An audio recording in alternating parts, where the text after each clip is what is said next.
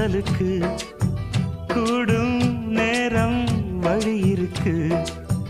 இருக்கிற நாள இருவரும் சேர்ந்து இடைபிரியாம கழிச்சிட வேணும். ஏதோ ஏதோ சொல்ல தோணும்.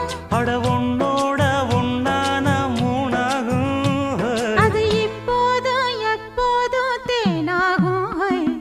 பள்ளிக்கூடம் போகலாமா?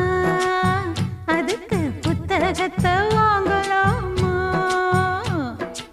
எல்லோருக்கும் நல்ல பாடம் சொல்ல